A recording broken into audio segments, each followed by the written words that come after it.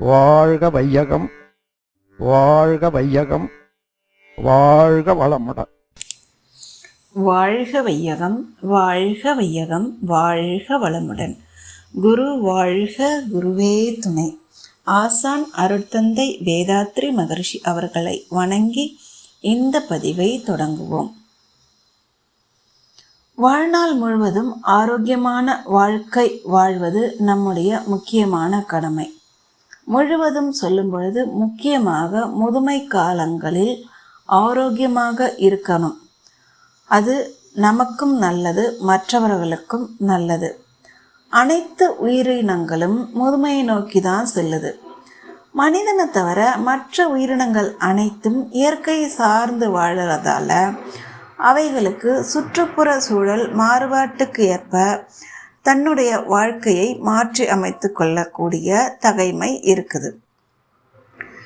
மற்ற உயிரினங்களுக்கு மனிதனால் ஏற்படக்கூடிய துன்பம் தவிர பெரிதாக வேற துன்பங்கள் கிடையாது. ஆனால் 6வது அறிவை பெற்றுள்ள மனித இனம் மட்டும் விஞ்ஞான வளர்ச்சி மற்றும் தன்னுடைய அறியாமை அல்லது அலட்சியம் காரணமாக வாழ்க்கையில் பல இன்னல்களை சந்திக்க நேருது. அதிலும் முக்கியமாக முதுமை காலத்தில் பெரும்பாலான மனிதர்கள் தன்னுடைய ஆரோக்கியத்தை இழந்து மன அமைதியையும் இழக்கிறாங்க. மனித சமுதாயம் எப்பொழுதும் இயற்கையோடும் இறைவனோடும் தொடர்பு கொண்டு தான் இருக்குது. இந்த உண்மையை மறந்து உள்ளுணர்வு இழந்து பெரும்பாலான நேரத்தில் துன்பத்தை வரவழைத்து கொள்கிறது மனித இனம்.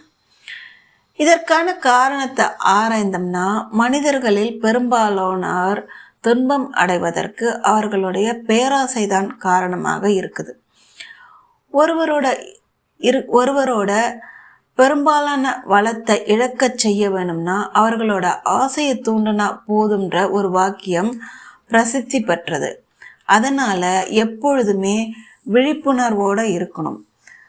நமக்குள்ள இறைநிலை தான் இருக்குதுன்ற உண்மையை நாம் உணர்ந்து தெளிந்து அதன் வழி நடக்கணும்.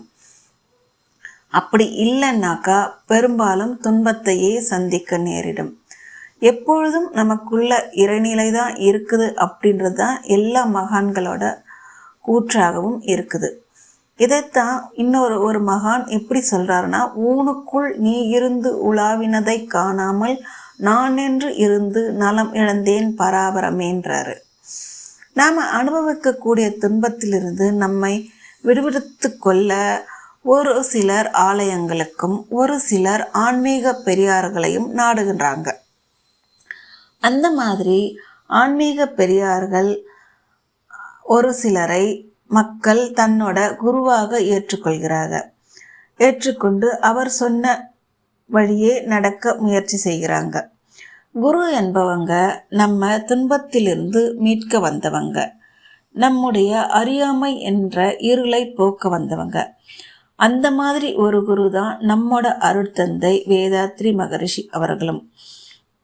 நம்மோட அருட்தந்தை சொல்லும் பொழுது நன்மை பிறர் கழித்து நட்டத்தை தானேற்று இன்பம் அடைவார்கள் ஈசன் நிலை அறிந்தார் அப்படின்னு சொல்கிறாங்க. இதுதான் குருவோட சிறப்பாக இருக்குது. மனித குலம் அமைதியாகவும் இன்பமாகவும் வாழறதுக்காக நம்முடைய அருட்தந்தை அவர்கள் உடல், உயிர், மனம் இவற்றுக்கான பயிற்சியை கொடுத்துருக்காங்க. இந்த பயிற்சிகளை நாம் முறையாக செய்து வரும்போது நமக்கு நம்முடைய அருட்தந்தையின் தத்துவங்களில் ஆழ்ந்த ஈடுபாடு ஏற்படுகிறது. முறையாக தொடர்ந்து அனைத்து பயிற்சிகளும் செய்து வரும்.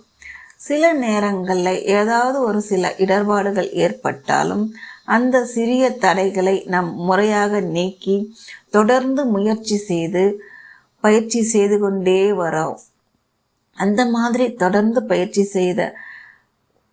செய்தவர்கள் உயர்ந்த நிலையை அடைந்திருக்கிறாங்க. அந்த மாதிரி உயர்ந்த நிலையை அடைந்தவர்கள் தான் தற்பொழுதுள்ள பல முதுநிலை பேராசிரியர்கள். அதனால தான் அவர்களோட பல உரைகள் நம்மை மறந்து நம்மை ஐக்கியமாக்க வைக்குது. இந்த மாதிரி முறையான பயிற்சி செய்யும் பொழுது முயற்சியும் செய்யும் பொழுது நம்ம மிக உன்னத நிலையை அடைய முடியும். இந்த மாதிரி அடைந்தவர்கள் பல பேர் இருக்காங்க. அவர்கள் பல துறைகளில் தன்னை முன்னேற்றி கொண்டிருக்கிறார்கள். உதாரணத்துக்கு இப்போ முன்னிலையில் இருக்கக்கூடிய, புகழின் உச்சத்தில் இருக்கக்கூடிய பல பேச்சாளர்கள் அப்படிப்பட்டவங்க தான். அவர்களோட ஆரம்ப நாட்களோட உரையை நாம் கேட்கும் பொழுது அந்த வேறுபாடு நமக்கு நல்லாவே தெரியும். அது மட்டும் இல்லாமல் அவர்களேவும் அதை பதிவு செய்திருக்கிறார்கள். ஆரம்ப காலகட்டத்தில் நாங்கள் இந்த மாதிரியெல்லாம் பேசிக்கொண்டு இல்லை, தொடர்ந்த பயிற்சியும் விடாமுயற்சியும் தான் எங்களை இந்த நிலைக்கு உயர்த்தியது அப்படின்றத அவங்களே பதிவு செய்திருக்கிறாங்க. அந்த மாதிரி தொடர்ந்த பயிற்சியும் மூலம் அனைத்து துறையிலும் தன்னை முன்னேற்றி கொண்டவர்கள் பலர் இருக்கிறாங்க. போட்டி நிறைந்த இந்த உலகத்துல தொடர் முயற்சியும் அவசியம் தேவைப்படுகிறது. இதுதான் நம்மை புகழின் உச்சத்தை அடைவதற்கு உதவி செய்கிறது. என்னத்தான் பணம், புகழ், வசதி வாய்ப்புகள் இருந்தாலும் முழுமையான ஆரோக்கியம் இருந்தால்தான் அதை நம்மால் முழுமையாக அனுபவிக்கவும் முடியும். ஆரோக்கியத்துக்கான அடிப்படையாக உடல், உயிர், மனவளம் காக்க வேண்டியது அவசியம். அது நமக்கு மட்டும் இல்லாமல் அடுத்த தலைமுறைக்கும் நாம் அதை கொடுக்கணும். நல்ல ஆரோக்கியமான கருத்துக்களையும் நிலத்தையும் நீரையும் பண்பையும் கொடுக்க வேண்டியது நம்முடைய முக்கியமான கடமைகளில் ஒன்று. தொடர்ந்த பயிற்சி இருந்தால் மட்டும்தான் இது எல்லாம் சாத்தியமாகும். ஒரு கதை ஒன்று எல்லாருமே நிறைய பேர் கேட்ட கதையாக தான் இருக்கும். விஷ்ணு பகவானுக்கு ஒரு முறை கோபம் வந்துருச்சான். அவர் என்ன பண்ணுறாரு, சங்கு எடுத்து தலைக்கீழே வச்சுட்டு, இனிமேல் நான் சங்கே ஊத மாட்டேன், 12 ஆண்டுகளுக்கு ஊத மாட்டேன், 12 ஆண்டுகள் மழையே பெய்யாது அப்படின்னு சொல்லி சங்க தலைக்கீழே வச்சு படுத்துடுறாராம்.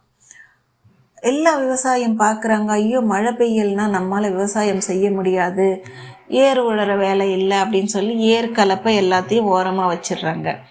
ஆனால் ஒரு விவசாயி மட்டும் தொடர்ந்து ஏர் உழுதுகிட்டே இருக்கிறாரு. அந்த விவசாயிக்கிட்ட ஒருத்தர் கேட்குறாரு, நீ மழை தான் 12 ஆண்டுகள் பெய்ய போகிறது இல்லையே, எதுக்காக ஏர் உழுதுகிட்டு இருக்கு அப்படின்னு. அப்போ அவர் சொல்கிறாராம், 12 ஆண்டு கழிச்சு மழை பெய்யும் இல்லையா, அப்போது நான் ஏர் உழறத மறந்து போயிட்டுன்னா என்ன பண்ணுறது, அதனால தான் நான் தொடர்ந்து பயிற்சி செய்கிறேன் அப்படின்னு சொல்கிறாராம். இதை கேட்ட விஷ்ணு பகவானுக்கும், ஐயோ நம்மும் மறந்து போயிட்டா என்ன பண்ணுறது சங்கு ஊதுறத அப்படின்னு சொல்லிட்டு சங்கு எடுத்து ஊதுறாராம். மழை பெய்யுது, மக்கள் விவசாயம் செய்கிறாங்க. அதனால் தொடர்ந்த பயிற்சி இருந்தால்தான் எதையுமே முறையாக செய்ய முடியும். நாம் சேமித்து வைக்கக்கூடிய செல்வத்தை அனுபவிக்கணும் அப்படின்னாலும் நமக்கு முழுமையான ஆரோக்கியம் தேவைப்படுது. மன நிறைவான வாழ்க்கை வாழ்வதற்கும் நமக்கு தொடர்ந்த பயிற்சியும் முயற்சியும் அவசியம் தேவையாக இருக்கிறது. ஆரோக்கியமான வாழ்க்கையும் உன்னத நிலையையும் எய்துவதற்கு நம்முடைய மனவளக்கலை பயிற்சிகள் நமக்கு பல விஷயங்களில் பல இடங்களில் பலவிதமாக உதவி செய்து இருக்குது.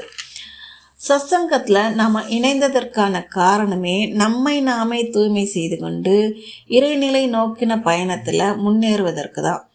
நம்மோட செயல்களுக்கு விளைவாக இறைநிலையே வருகுதுன்ற உண்மையை நமக்கு நம்மோட அருட்தந்தை தெளிவாக விளக்கி கூறிய பிறகு நம்ம எந்த அளவு விழிப்புணர்வோடு நம்முடைய செயல்களை சரி செய்து கொள்ள வேண்டும்ன்றத நம்ம முழுமையாக உணரணும். குறைகள்ன்றது ஒவ்வொரு இடத்தும் இருக்க தான் செய்யும். அதை பெரிதாக நினைச்சு வருந்துறவங்க உலக வெறிச்சு பார்க்குறாங்க. அந்த குறைகளை உடைத்து எழுபவர்கள் தான் உலகையே தன்னை நோக்கி திரும்பி பார்க்க வைக்கிறாங்க. நேரத்தையும் வாய்ப்பையும் ஒருபொழுதும் வீணாக்கக்கூடாது. முடிந்தவரை நம்மோட செயல்களை சிறப்பாக செய்யணும்.